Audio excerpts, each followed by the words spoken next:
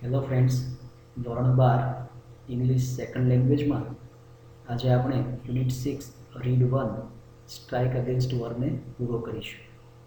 વિદ્યાર્થી મિત્રો, અગાઉ પાર્ટ 1, 2, 3 અને 4 વિડીયોઝની અંદર આપણે જોયું કે હેલન કેલર કામદારોને સંબોધીને ન્યુયોર્ક ખાતે કાર્નેગી હોલમાં એક સ્પીચ આપે છે અને એ સ્પીચ આપણે અત્યારે ભણી રહ્યા છીએ. આ સ્પીચમાં હેલન કામદારોને કહે છે કે અમેરિકા ફર્સ્ટ વર્લ્ડ વોરમાં જર્મની સામે લડવાની તૈયારી કરી રહ્યું છે, પણ તમારે એ યુદ્ધમાં જોડાવાનું નથી. અમેરિકી સત્તાવાળાઓ અને મૂડીવાદી માલિકો તમને યુદ્ધમાં જવા માટે તૈયાર કરશે, તમને દેશભક્તિની યાદ અપાવશે, તમને એ રાષ્ટ્રભક્તો કહેશે, તમને એ સ્વતંત્ર દેશના વફાદાર નાગરિકો આવા સંબોધન કરશે અને યુદ્ધ માટે તૈયાર કરવાનો પ્રયત્ન કરશે. પણ તમારે યુદ્ધમાં જવાનું નથી, કારણ કે જે દેશ માટે તમે લડવા જશો એ દેશ તો તમારી કોઈ પ્રાથમિક જરૂરિયાત પૂરી કરતો નથી. વર્ષોથી તમારી ઘણી બધી પેઢીઓ સખત પરિશ્રમ કરે છે તો પણ તમારી સ્થિતિમાં કોઈ સુધારો થયો નથી. એટલે તમે સ્વતંત્ર દેશના નાગરિકો છો, પણ નાગરિક તરીકે તમારી જે બેઝિક નીડ્સ, બેઝિક નેસેસિટીઝ, પ્રાથમિક જરૂરિયાતો જે સંતોષાવી જોઈએ, રોટી, કપડાં, મકાન, આરોગ્ય અને શિક્ષણ, આમાંથી કશું તમને મળતું નથી.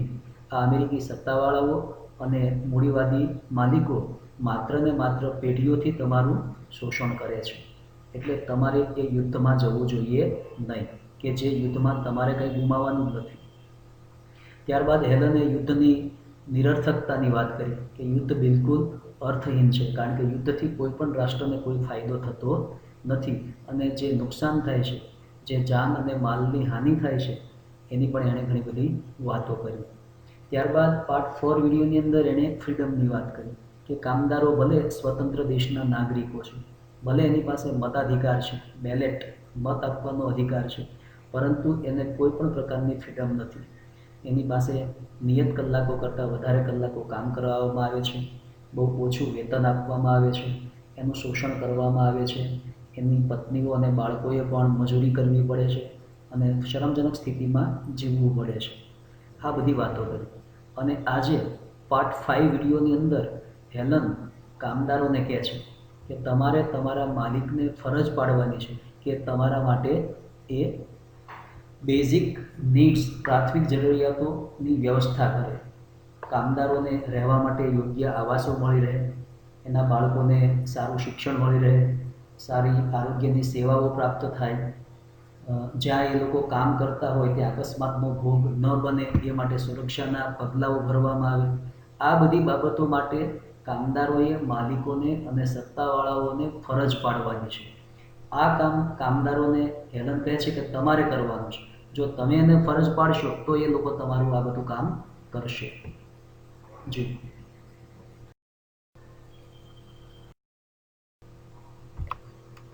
the kind of preparedness the workers want is reorganization and reconstruction of their whole life, such as has never been attempted by statesmen or governments. The kind of preparedness. પ્રિપેર્ડનેસનો અર્થ આપણે શરૂઆતમાં પણ જોયો હતો, યુદ્ધની તૈયારી. હવે હેલન કામદારોને એમ કહે છે કે તમારે તમારા માલિકોને ફરજ પાડવાની છે કે તે લોકો અને સત્તાવાળાઓ યુદ્ધની તૈયારી ન કરે, પરંતુ જે મજૂરો છે, જે વર્ષોથી શોષિતો છે, એના જીવનને રીઓર્ગેનાઇઝ કરવાનું છે, રીકન્સ્ટ્રક્ટ કરવાનું છે, પુનઃ આયોજિત કરવાનું છે અને પુનઃ તેના જીવનને નિર્માણ કરવાનું છે. એ માટે સરકારે પ્રયત્ન કરવા જોઈએ કે જે પ્રયત્નો અત્યાર સુધીમાં સ્ટેટ્સમેન, કોઈ રાજકારણીઓ દ્વારા, રાજપુરુષો દ્વારા કે સરકારો દ્વારા કરવામાં આવ્યા નથી. ફરીથી, the kind of preparedness the workers want. કામદારો કેવા પ્રકારની તૈયારીઓ ઈચ્છે છે? યુદ્ધની તૈયારીઓ નહીં. Reorganisation and reconstruction of their whole life. તેના આખા જીવનને રીઓર્ગેનાઇઝ કરવામાં આવે, એનું પુનઃ પ્લાનિંગ કરવામાં આવે અને એને પુનઃ રીકન્સ્ટ્રક્ટ કરવામાં આવે. Such as has never bin attempt, કે જે પ્રયાસ અત્યાર સુધીમાં ક્યારેય થયો નથી, બાય સ્ટેટ્સમેન, રાજપુરુષો દ્વારા અથવા સરકારો દ્વારા, આ પ્રયાસ ક્યારેય થયો જ નથી કામદારોના જીવનને રીઓર્ગેનાઇઝ કરવાનો અને રીકન્સ્ટ્રક્ટ કરવાનો.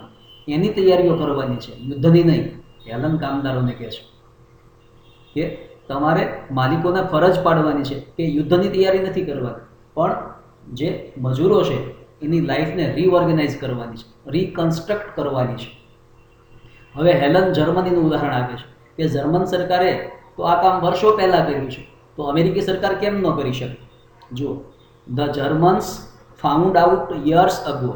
એટલે જર્મનીની સરકારને, જર્મનીના લોકોને તો વર્ષો પહેલાં ખબર હતી કે they couldn't raise good soldiers in slums, કે ઝૂંપડપટ્ટીમાં ગંદી વસાહતોમાંથી દેશને સારા સૈનિકો નહીં મળે. એટલે આ વસાહતોને દૂર કરવી પડે, બધાને બેઝિક નીડ્સ આપવી પડે, પ્રાથમિક જરૂરિયાતો બધાની પૂરી કરવી પડે, તો દેશને સારા સૈનિકો પ્રાપ્ત થાય. આ વાતની જર્મન સરકારને તો વર્ષો પહેલાં ખબર હતી, અને એટલે જ એણે ગરીબો માટે, ઝૂંપડપટ્ટીમાં રહેતા લોકો માટે, મજૂરો માટે, પછાતો માટે ખૂબ કામ કર્યું. તો અમેરિકી સરકાર કેમ ન કરી શકે?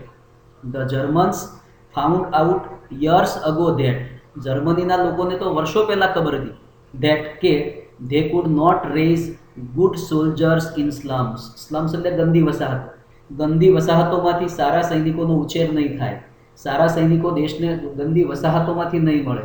સો તેથી ધે એબોલિશ્ડ ધ સ્લમ્સ, તેઓએ આ ગંદી વસાહતો નાબૂદ કરી, બધાના માટે આવાસની વ્યવસ્થા કરી, બધાના માટે શિક્ષણ અને આરોગ્યની વ્યવસ્થા કરી, કે જેથી કરીને જે નવી પેઢીનો ઉછેર થાય એ સારી રીતે થાય અને એમાંથી દેશને સારા સૈનિકો પ્રાપ્ત થાય. આ કામ જર્મનીએ તો વર્ષો પહેલાં કર્યું છે, તો અમેરિકાએ પણ આ કામ પહેલાં કરવું જોઈએ. સ્લમ્સને નાબૂદ કરવા જોઈએ, મજૂરોના આવાસની વ્યવસ્થા કરવી જોઈએ, એના શિક્ષણ અને આરોગ્યની વ્યવસ્થા કરવી જોઈએ, તો ત્યાંથી અમેરિકી સરકારને સારા સૈનિકો મળશે. They saw to it that all the people had at least a few of the essentials. જર્મનીએ એ વાતની ખાસ કાળજી લીધી. તે એટલે અહીંયા જર્મન્સ, જર્મનીની સરકાર.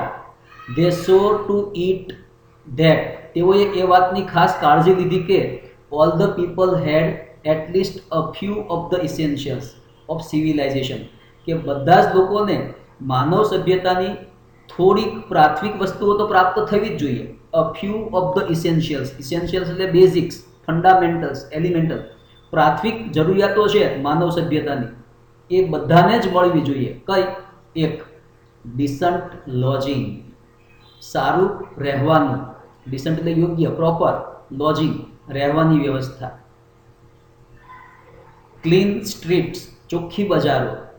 હોલસમ ઇફ સ્કેન્ટી ફૂડ, ભલે ફૂડ સ્કેન્ટી હોય, ઓછું હોય, પણ કેવું હોવું જોઈએ? હોલસમ, હેલ્ધી, પોષણક્ષમ હોવું જોઈએ.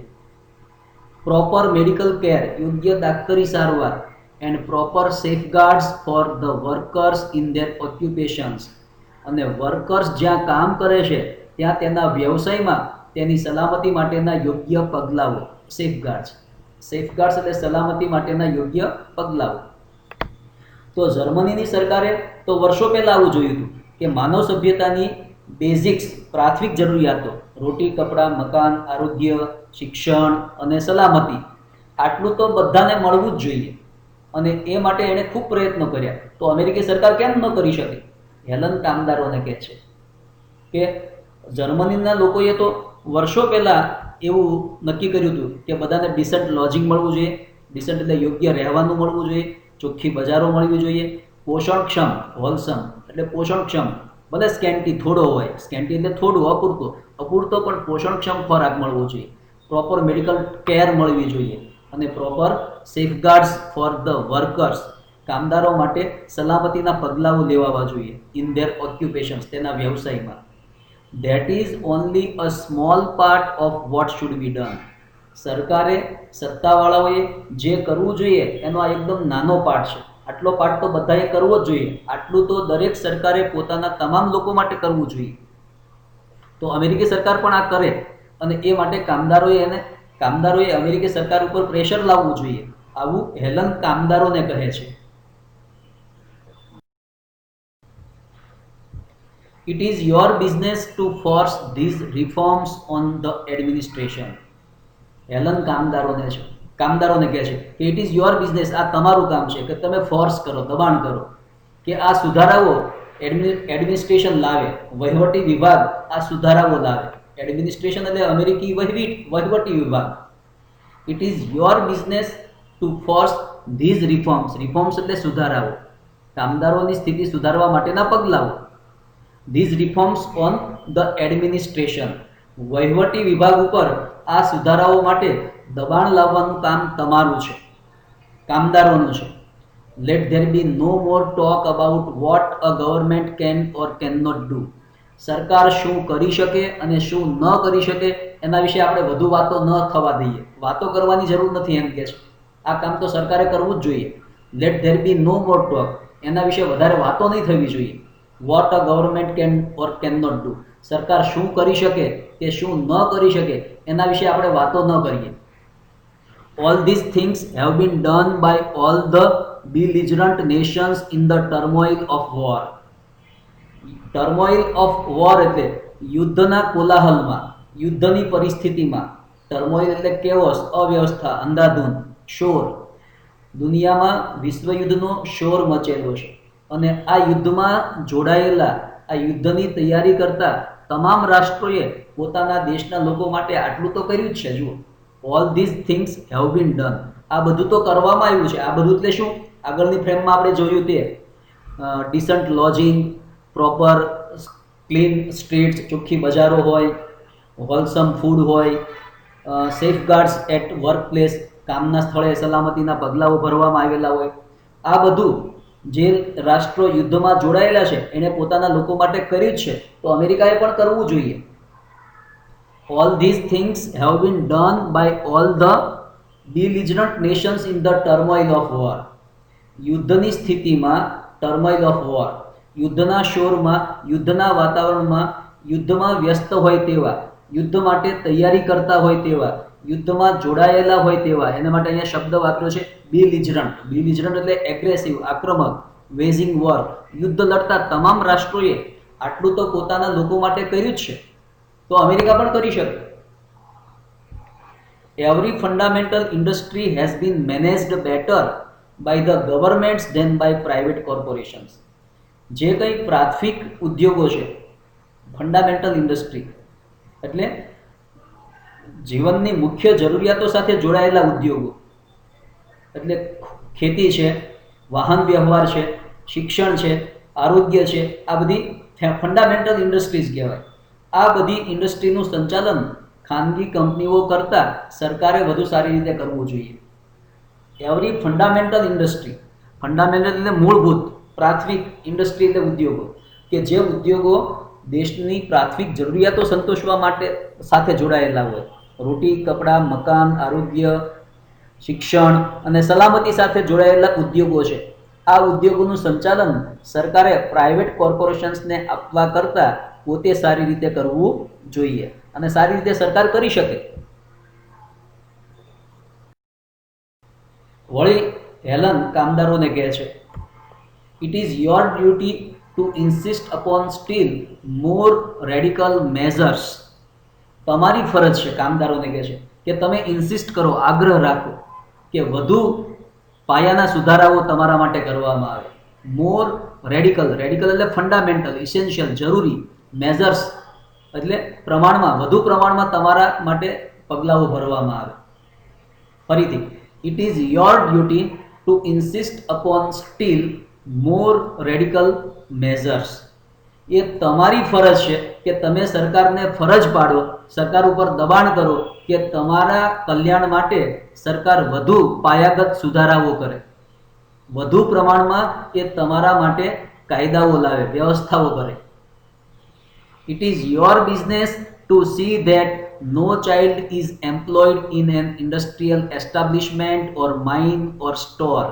એ તમારી ફરજ છે, તમારે એ જોવાનું છે કે તમારું કોઈ બાળક એમ્પ્લોય ન થાય, કામ પર ન રહે, નોકરી પર ન રહે.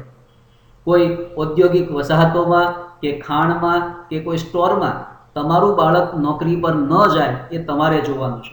બાળકોને મજૂરી નથી કરાવવાની, બાળકોએ તો ભણવાનું છે, રમવાનું છે, વિકસવાનું છે.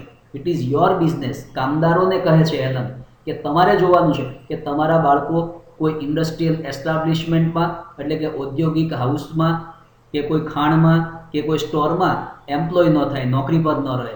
And that no worker is needlessly exposed to accident or disease. અને તમારે એ પણ જોવાનું છે કે કોઈ પણ મજૂર, કોઈ પણ વર્કર નીડલેસલેસ બિનજરૂરી રીતે કોઈ અકસ્માત કે રોગમાં જોખમમાં ન મુકાય. એક્સપોઝ કરવું એટલે અસુરક્ષિત રીતે અકસ્માતમાં મુકાવવું, જોખમભરી પરિસ્થિતિમાં મુકાવવું. આખું સેન્ટેન્સ ફરીથી તમારે એ જોવાનું છે. હેલન કામદારોને કહે છે કે તમારે એ જોવાનું છે કે તમારું બાળક કોઈ ઔદ્યોગિક વસાહતોમાં કે ખાણમાં કે સ્ટોરમાં નોકરી પર ન રહે, એને નોકરી પર રાખવામાં ન આવે, અને કોઈ મજૂર બિનજરૂરી રીતે કોઈ અકસ્માત કે રોગ માટે જોખમભરી પરિસ્થિતિમાં ન મુકાય, એક્સપોઝ ન થાય. It is your business to make them give you clean cities. એ તમારે જોવાનું છે કે એ લોકો તમને ચોખ્ખા શહેરો આપે, free from smoke, dirt and congestion, કે જે શહેરો ધુમાડો, ધૂળ અને ગીચતાથી મુક્ત હોય. કન્જેશન એટલે ગીચતા, વસ્તીની ગીચતા. તમારા માટે એવા શહેરોનું નિર્માણ કરવામાં આવે કે જે ધુમાડો, ધૂળ અને ગીચતાથી મુક્ત હોય. એ માટે તમારે સરકારને ફરજ પાડવાની છે કે કામદારો માટે આ બધી વ્યવસ્થા એ કરે. Next, it is your business to make them pay you a living wage. એ તમારે જોવાનું છે કે એ લોકો તમને પૂરતું વેતન ચૂકવે. લિવિંગ વેજ એટલે સારું જીવન જીવી શકાય એટલું વેતન. સ્કેન્ટી એટલે અપૂરતું. આગળ એ શબ્દ 2-3 વખત આવ્યો. It is your business to make them pay you a living wage. એ તમારે જોવાનું છે કે એ લોકો તમને પૂરતું વેતન ચૂકવે. It is your business to see that this kind of preparedness is carried out into every department on the nation. તમારે એ જોવાનું છે કે આ પ્રકારની તૈયારીઓ, પ્રિપેર્ડનેસ, સરકારના દરેક વિભાગમાં થાય. શિક્ષણ વિભાગમાં, આરોગ્ય વિભાગમાં, નાણાં વિભાગમાં, વાહન વ્યવહાર વિભાગમાં, બધા જ વિભાગમાં કામદારો માટે આવી તૈયારીઓ થાય એ તમારે જોવાનું છે. ફરીથી, it is your business to see that this kind of preparedness, આવા પ્રકારની તૈયારીઓ, યુદ્ધની તૈયારીઓ નહીં, કામદારોની સ્થિતિ સુધારવા માટેની તૈયારીઓ ઇઝ કેરીડ આઉટ, કરવામાં આવે, ઇન્ટુ એવરી ડિપાર્ટમેન્ટ, દરેક વિભાગમાં, ઓન ધ નેશન, રાષ્ટ્રના દરેક વિભાગમાં આવી તૈયારીઓ કરવામાં આવે. ક્યાં સુધી? અન્ટિલ, જ્યાં સુધી એવરીવન હેઝ અ ચાન્સ, દરેકને તક ન મળે ત્યાં સુધી. શાની તક ન મળે? ટુ બી વેલ બોર્ન, કે તેનો દરેકનો સારી રીતે જન્મ થાય. વેલ નરિશ્ડ, તેનું સારી રીતે પાલન પોષણ થાય. રાઇટલી એજ્યુકેટેડ, તેનું યોગ્ય રીતે શિક્ષણ કાર્ય થાય. ઇન્ટેલિજન્ટ એન્ડ સર્વિસેબલ, દરેક વ્યક્તિ બુદ્ધિશાળી બને અને રાષ્ટ્રની સેવા કરવાને લાયક બને, ત્યાં સુધી આ બધા સુધારાઓ સરકારના દરેક વિભાગમાં થવા જોઈએ. ફરીથી આખું સેન્ટેન્સ. હેલન કામદારોને કહે છે કે તમારે જોવાનું છે કે આ પ્રકારની તૈયારી સરકારના દરેક વિભાગમાં થાય કે જ્યાં સુધી દરેક વ્યક્તિનો સારી રીતે જન્મ થાય, દરેક વ્યક્તિ સારી રીતે જન્મ પામે, સારી રીતે એનું પાલન પોષણ થાય, સારી રીતે એનું શિક્ષણ કાર્ય થાય, અને એ કાયમને માટે રાષ્ટ્રની સેવા કરવા માટે ઇન્ટેલિજન્ટ અને સર્વિસેબલ બને. એ માટે સરકારે દરેક વિભાગમાં આવી તૈયારીઓ કરવી જોઈએ.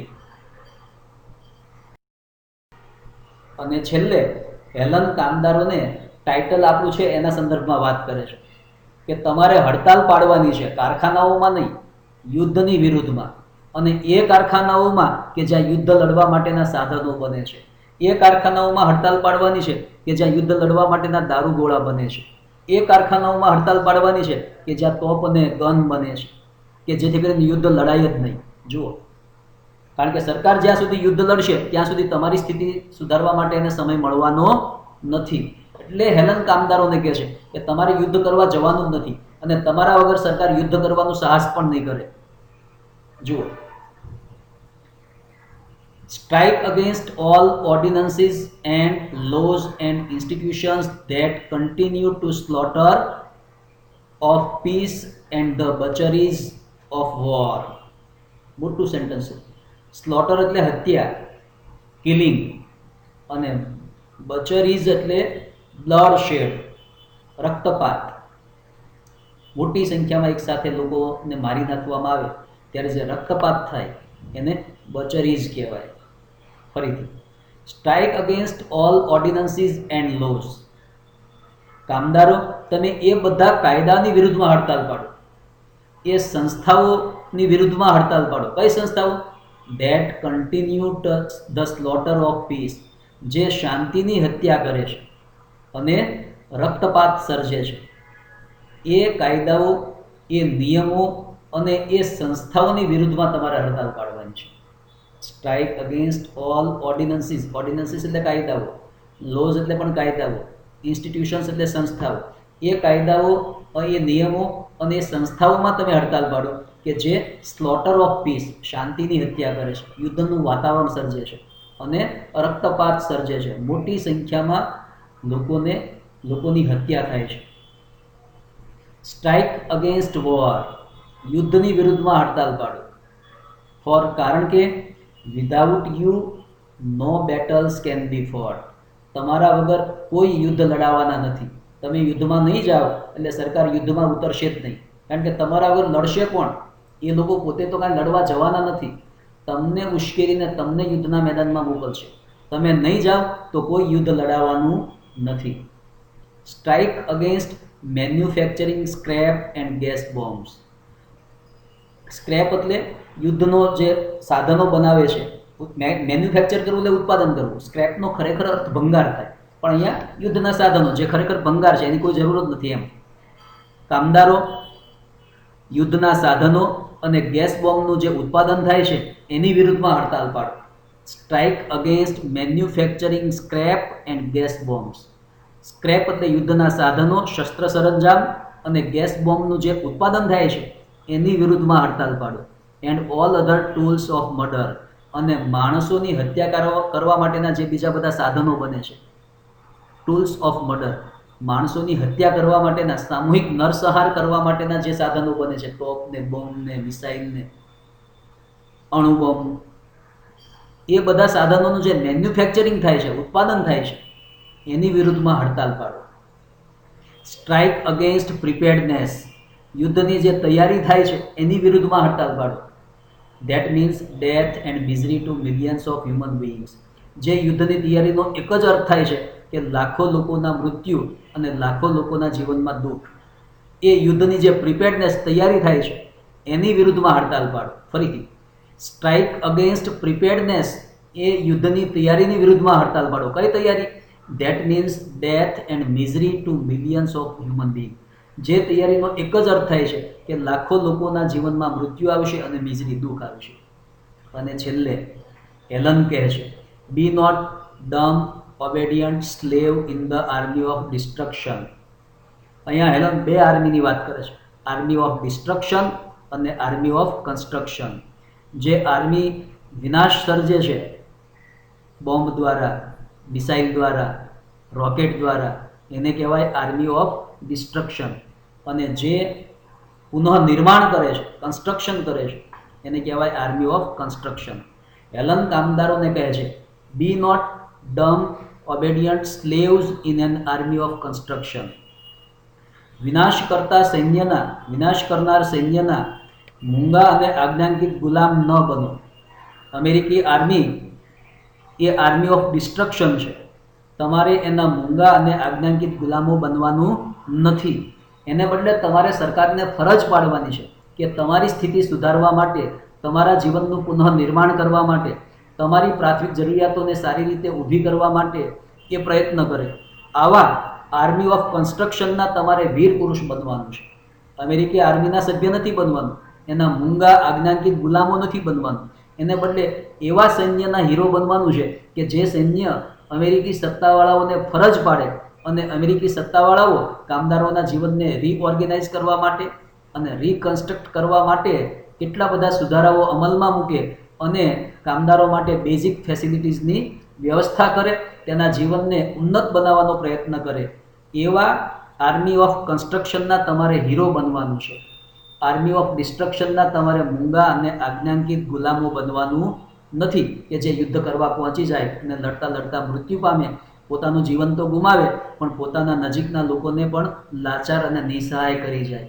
એવા આર્મી ઓફ ડિસ્ટ્રક્શનના મૂંગા અને આજ્ઞાંકિત ગુલામો તમારે બનવાનું નથી. એને બદલે આર્મી ઓફ કન્સ્ટ્રક્શન, પુનઃનિર્માણ કરવા માટે સરકાર ઉપર પ્રેશર લાવવા માટેના જે સંગઠનો બને છે એના તમે હીરોઝ બનો. આમ આખા યુનિટમાં હેલન કામદારોને જાગૃત કરે છે, એને ચેતવે છે કે આ સત્તાવાળાઓ અને મૂડીવાદીઓ તમારું કેવી રીતે શોષણ કરે છે, યુદ્ધના સમયે કેવી રીતે તમારો દુરુપયોગ કરે છે અને કેવી રીતે તમને એ મૂર્ખ બનાવે છે.